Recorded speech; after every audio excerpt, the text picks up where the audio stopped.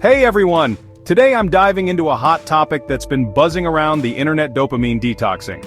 You've probably seen influencers touting it as a quick fix to reset your brain's reward system and rediscover life's simple pleasures. But is it really a game changer? Let's break it down. So what's the idea behind dopamine detoxing? Proponents claim that modern temptations like social media, video games, junk food, and even coffee have burned out our brain's dopamine-based reward system. This constant stimulation supposedly depletes our dopamine levels, leaving us unable to focus or enjoy the finer things in life. To combat this, the detox approach suggests cutting out all quick and easy pleasures for a set period, starting with a single day and potentially extending to weeks. The goal? To reset your dopamine levels to a healthier balance. Sounds simple, right? But how much truth is there to this? Let's get into the science. Dopamine is indeed involved in rewarding activities, but it's an oversimplification to say our pleasure and focus rely entirely on it. Dopamine drives us to want things, but it's not specifically involved in the pleasure we feel when we get them. In fact, studies show a distinction between wanting and liking. For example, when scientists blocked dopamine in rats, they still enjoyed their food, but were less interested in seeking it out. Other brain chemicals like endorphins and opioids also play roles in reward.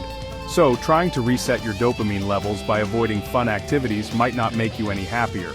There's even a drug called levodopa that boosts dopamine levels, but it doesn't necessarily make patients happier or more focused. This challenges the idea that a dopamine detox will bring more joy into your life. However, there is some truth to the idea that a dysregulated dopamine system can interfere with pleasure. Chronic use of certain drugs like nicotine can alter dopamine function, leading to psychological consequences like anhedonia, the loss of the ability to experience pleasure. So, are there any benefits to dopamine detox? While the neuroscience might be a bit flaky, the practice could still be good for you. If you feel you eat too much junk food, cutting back is likely beneficial.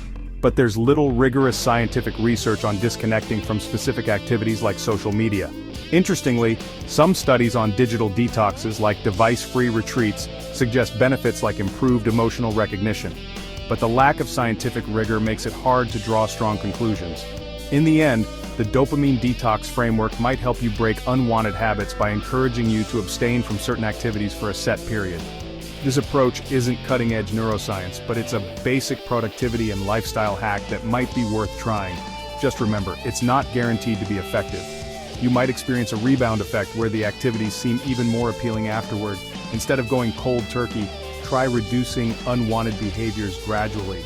Experiment and see what works best for you. So, is dopamine detoxing a game changer? Maybe not in the way it's often portrayed, but it could still help you build healthier habits. Thanks for watching, and don't forget to like and subscribe for more insights.